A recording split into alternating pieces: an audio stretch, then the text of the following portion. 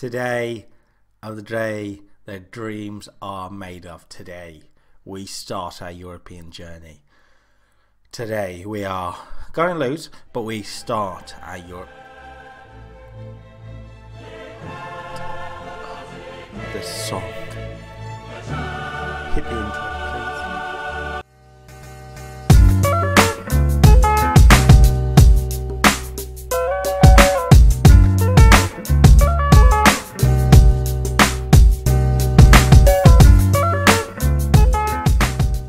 Hello ladies and gentlemen, welcome back to Revitalising Villa. This is episode number 37 and it's taken us 37 episodes to get to the Champions League, finally.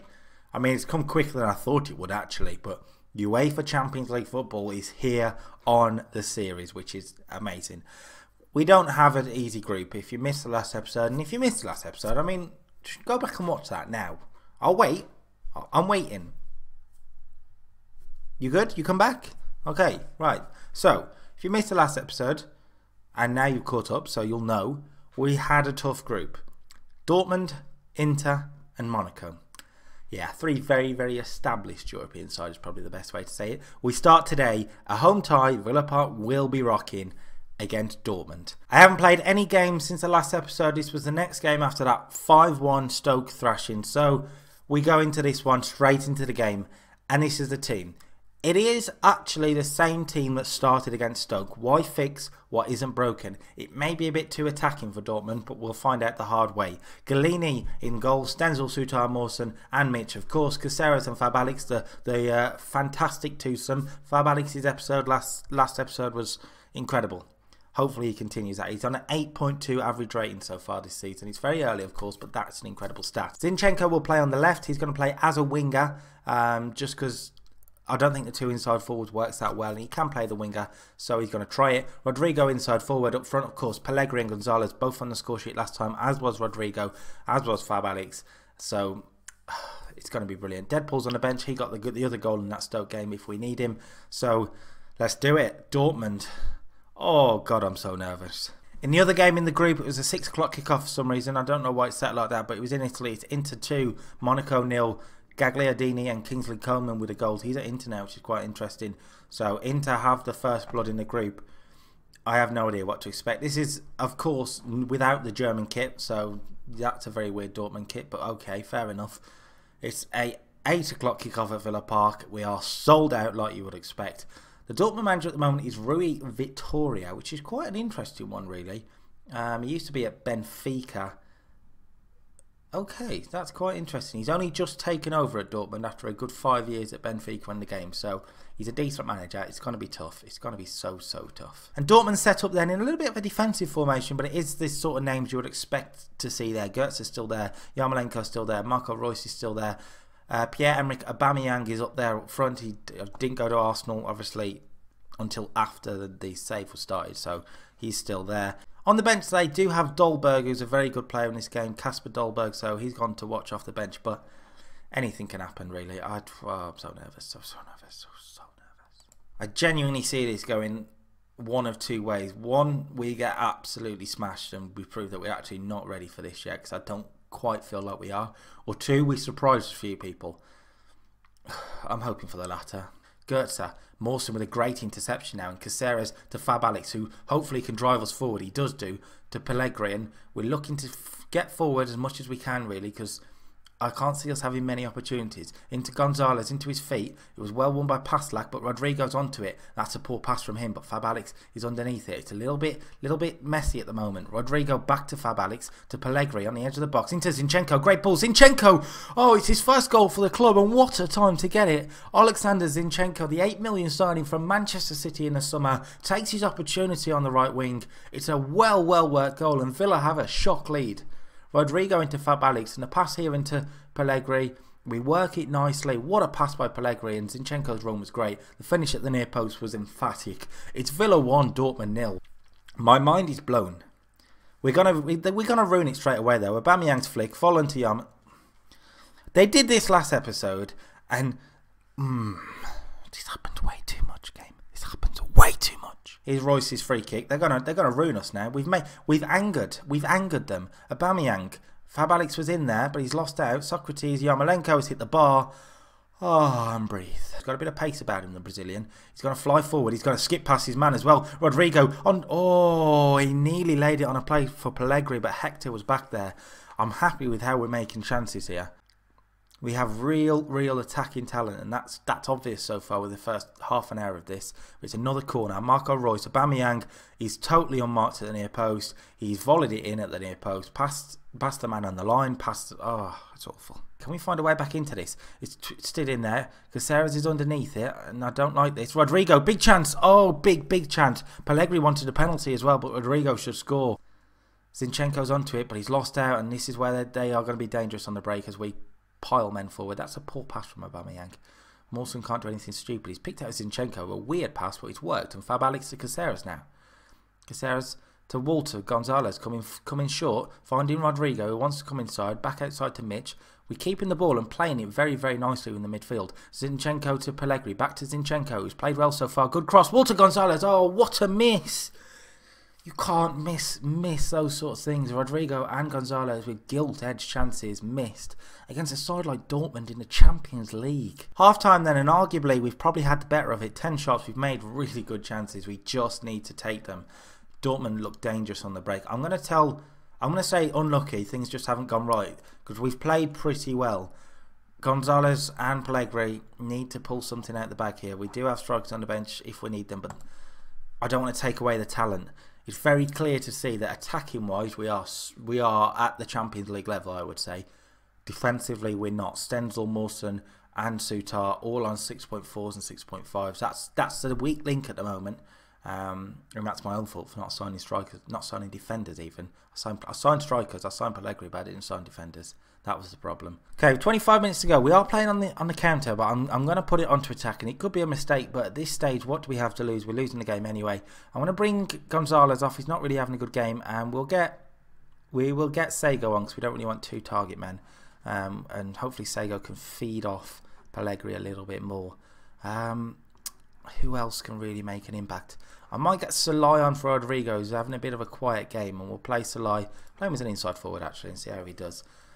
Bit more of an attacking edge hopefully, because we've got nothing to lose at this point. I've said that quite a lot, and it's worked out quite well in cup competitions. We've not done badly, so hopefully we can drive forward here. Pellegrini, where's he going with it? He's found Stenzel, who's not getting forward as much this year as a fullback. If we're going to play as a winger, so that's with Zinchenko. I'm getting my words out. Sego, Zinchenko, big space. Zinchenko shot. He's grabbed a second, and he's grabbed an equaliser. Brilliant from Alexander Zinchenko, and it's 2-2. And do I take it off attacking? Oh, I don't know what to do. Oh, this is the worst situation. I feel like it's going to go... Oh, no, it's a great goal. But if we go attacking and we win, brilliant. If we go attacking and we lose... I mean, I'm just going to leave it. I'm going to leave it as it is. Oh, God. Oh, God. And we have a free kick now. Zinchenko... Save it. Don't let them counter from this, Zinchenko. He's got 2 goals. Had a really good game. Here's Salai. Pellegrini. No. Time has ticked down. That should be the end of it. But this is a very credible 2-2 draw. Don't you dare take this away. Thank you. 2-2 draw then. Very credible, especially when you look at the stats. 20 shots against the Dortmund side is really good. We could have won this game, actually. We had big chances in the first half. I am very happy with how we played. Considering we went 2-1 down, I mean, Zinchenko's had a game and a half, hasn't he? 8.8 rating, brilliant. From the euphoria and the importance of the Champions League, we go back to the bread and butter for the second game of the episode. We play Leicester. I've moved it forward to the next game. And... in the week, not much has really happened. Glenn Whelan's got a coaching licence. He's on our coaching staff, by the way, if you didn't know that. I think I've mentioned it before, but I'm not sure. So, yeah, we play Leicester 4 days later. It's a game that used to cause us a problem, actually, Leicester. But you know what? Now I feel like it won't. I feel like we're good enough. Because we have a very sort of large squad now, we have lots of options. Rotation will be key this year just to keep everybody happy, and today will be the first sort of day that we mess with that.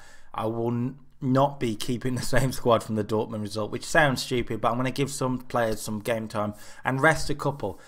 We'll get to some of the big ones. We'll start then. Galini in goal, keeps his place, of course he does. Elistundo comes in on the right, and Pascal Stenzel will drop to the bench, and so will John Souttar, because James Chester comes in at centre-back. Mawson and Mitch keep their places. Santiago Caceres, of course, keeps his place. This is an interesting change, which I'm sure you'll be shocked at. Fab Alex drops to the bench. I'm going to give him a rest. He's in really, really good form, but I am going to give him a little bit of a rest and get Mikel Julian some game time. I think he deserves some. So he's going to play in that sort of role. It suits him really nicely. Zinchenko keeps his place, 2 goals. I can't drop him. Rodrigo drops to the bench.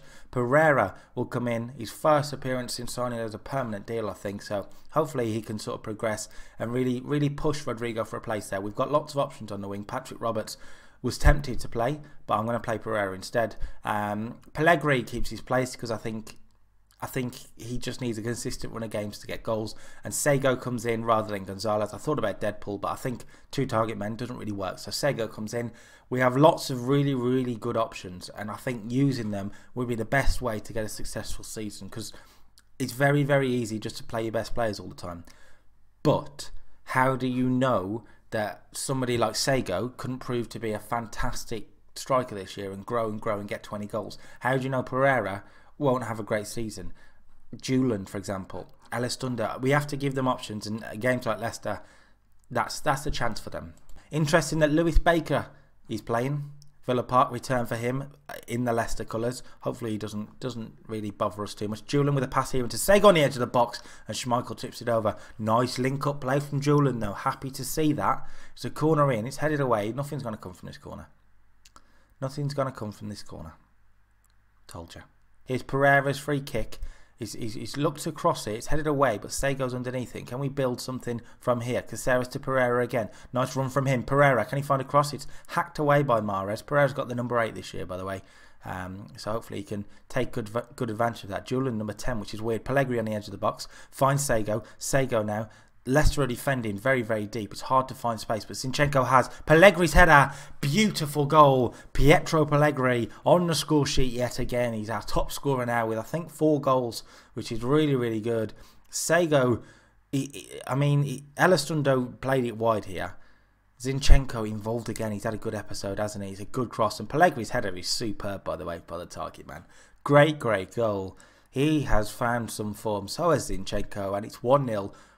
Just before half-time as well. 10 minutes before half-time. But the perfect time to score, I think. Happy to see Julian playing quite well, actually, in the midfield. Pereira as well getting involved. That's pretty good. He's got a 6.5 rating, but I feel like he's played better than that. This happened quite a lot last year. His match rating was pretty low, but I thought he played quite well. I don't know. Maybe I haven't got high enough expectations of him. 60 minutes on the clock then, and it's a time really to get some of the tired men off. We will get Caceres off for Fab Alex. He doesn't play a register for it. He's great. He can play it. It's not a problem. Who else would we really want to get off? Let's get Pellegrini off for Deadpool. Let's get Deadpool some game time. And we'll just leave it at that, because just in case we get an injury, we don't want to push it too much. West Brom are 5-0 up over Sunderland. Wow. 10 minutes to go. We'll get Rodrigo on for Pereira. Pereira hasn't had many opportunities, but what's gone on here? Game.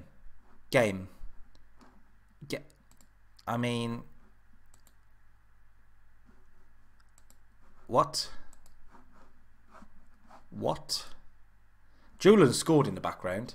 I have no idea what's happening. Julian scored his first ever goal for Aston Villa after being here a year. He's taken his chance though. It was Pereira's corner, who's still on the pitch apparently. Oh, what a strike by Mikel Julian. I'm sorry I missed it. Beautiful goal. The game is absolutely, it's doing something. I think Rodrigo's on there at 17. No, it's a striker. No, Pereira's still on the pitch. What's going on? I don't know. Pereira won't come off. Redmond scored. Nathan Redmond's pulled a goal back for Leicester. Pereira won't come off, and we're going on counter. And it's a shambles. I don't know what's going on. Leicester throw. 5 minutes to go. Oh, it's not a penalty. Oh, it is not. Get out. Oh, Galini saved a penalty last episode. Adrian Silva's going to score though, isn't he? Oh, that's a joke. That is a joke. We were 2-0 up. We were comfortable. and we fell apart in the final 10 minutes. And Pereira won't come off the pitch. Well, this was a buzzkill. This was a real buzzkill. We aren't going to break from this. It's full time. And we have thrown away 2 points there. Well, not the end to the episode then that I was really hoping for. I mean, we've never really done that in the series, thrown away a lead like that. I'm very annoyed. I'm very, very annoyed. But I can take solace in the fact that we played really well against Dortmund. A great result for us, a 2-2 draw. Hopefully we can push on that in the Champions League. Leicester, we've played really well for 84 minutes and went 2-0 up. Mikhail Julian played well, took his chance. Zinchenko is taking his chance. There's a lot of positives, but to throw a 2-0 lead away with 6 minutes to go is it's annoying. Hopefully we can pick it up again next week. Monday will be the next time you see me. Monday's episode. It will be a big episode as well because it's the return once again of Champions League football. We're playing Monaco and we're playing Arsenal in the Premier League. Massive episode. They keep coming. Until then, from me to you, goodbye.